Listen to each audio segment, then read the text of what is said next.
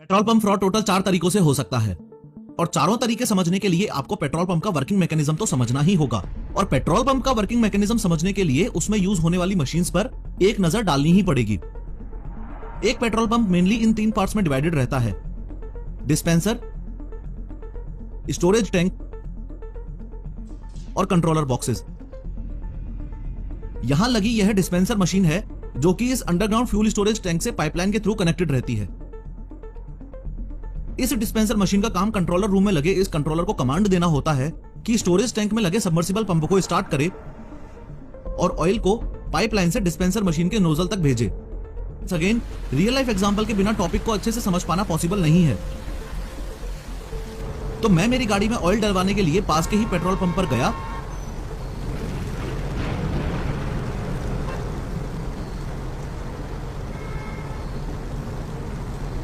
और मैंने petrol pump पर लगी हुई इस डिस्पेंसर मशीन के पास गाड़ी लगा दी।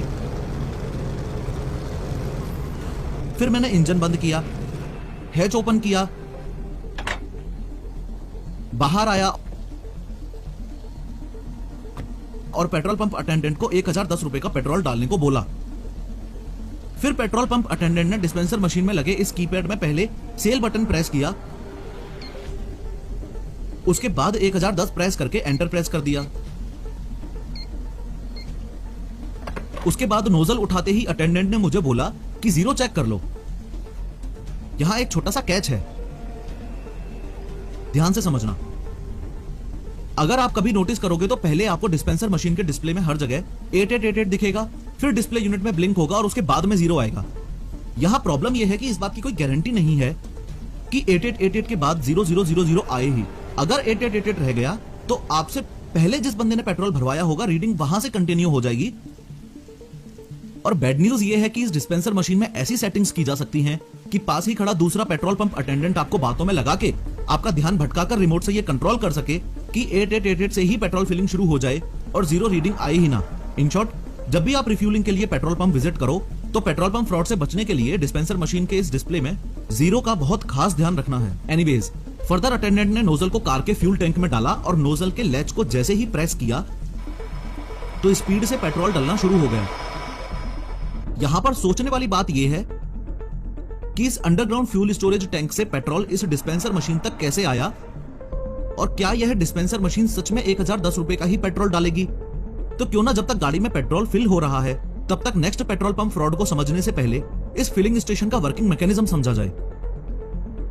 पेट्रोल पंप काम कैसे करता है यह समझने के लिए पहले आपको यह समझना होगा कि यहां लगी मशीन्स आपस में कैसे कनेक्टेड रहती हैं। ये जो डिस्पेंसर मशीन आप देख रहे हो ये इलेक्ट्रिसिटी से चलती है। डिस्पेंसर मशीन पास में ही बने इस अंडरग्राउंड फ्यूल स्टोरेज टैंक से पाइपलाइन के थ्रू कनेक्टेड रहती है। इस पाइपलाइन से पेट्रोल स्टोरेज टैंक से मशीन के नोजल तक आता है। पेट्रोल को स्टोरेज टैंक से डिस्पेंसर मशीन तक पहुंचाने का काम कंट्रोलर रूम में लगे इस आइसोट्रोल बॉक्स का है। आइसोट्रोल बॉक्स वायर से डिस्पेंसर मशीन और फ्यूल स्टोरेज टैंक में लगी इस एसटीपी नामक डिवाइस से कनेक्टेड रहता है। इस आइसोट्रोल बॉक्स का काम डिस्पेंसर मशीन की कमांड को रिसीव करके स्टोरेज टैंक पर लगी एसटीपी डिवाइस को कमांड देना होता है। पेट्रोल पंप अटेंडेंट ने जैसे ही कीपैड से एंट्री करने के बाद नोजल को उठाया तो डिस्पेंसर के लोअर कंपार्टमेंट में लगे इस बूट स्विच ने कंट्रोल रूम में लगे इस आइसोट्रोल बॉक्स को सिग्नल भेजा कि डिस्पेंसर मशीन तक ऑयल पहुंचाओ। जैसे ही कंट्रोलर बॉक्स का सिग्नल एसटीपी को मिला तो स्टोरेज टैंक में लगी सबमर्सिबल पंप ऑटोमेटिकली चालू हो गई। सबमर्सिबल पंप में लगी प्रोपेलर ने घूमना शुरू किया और ऑयल को टैंक से उठाकर पाइप में ऊपर की ओर प्रेशर से भेजना शुरू कर दिया।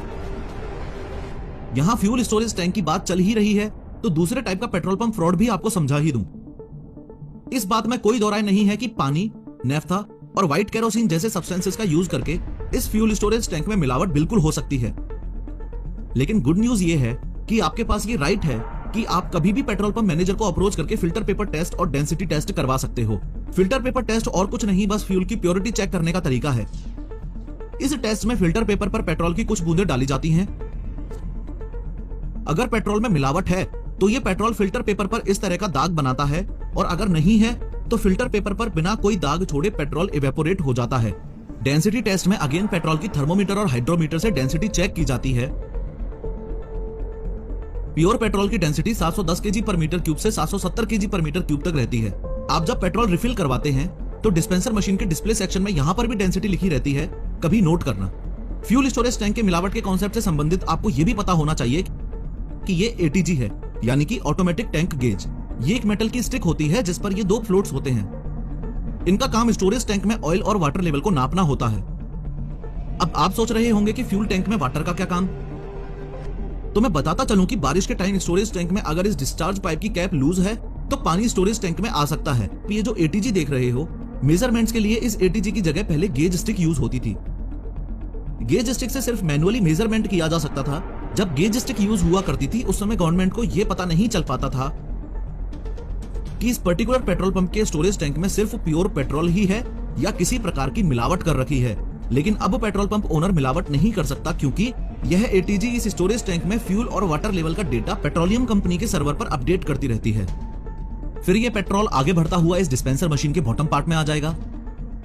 यहां बॉटम पार्ट में यह शीयर वाल्व होता है। फ्यूल यहां से होता हुआ इस फिक्सेबल पाइप में आ जाएगा, फिर आगे इस फिल्टर में जाएगा, फिर आगे इस आयरन पाइप में जाएगा, उसके बाद इस असेंबली में आ जाएगा। तीसरे फ्रॉड की बात करूं तो यह असेंबली एक इंपॉर्टेंट पार्ट है और इसका वर्किंग मैकेनिज्म समझो। याद है मैंने पेट्रोल पंप अटेंडेंट को 1010 रुपए का पेट्रोल डालने को बोला था। उसने जब 1010 कीपैड में एंटर किया तो डिस्पेंसर मशीन में यह असेंबली ही इस बात के लिए रिस्पॉन्सिबल है कि मेरी गाड़ी में 1010 का ही पेट्रोल जाए, न कम न ज्यादा। इन शॉर्ट ये सारी कैलकुलेशन इस असेंबली में ही होती हैं। गुड न्यूज ये है कि ये असेंबली लीगल मेट्रोलॉजी डिपार्टमेंट के द्वारा सील्ड रहती है।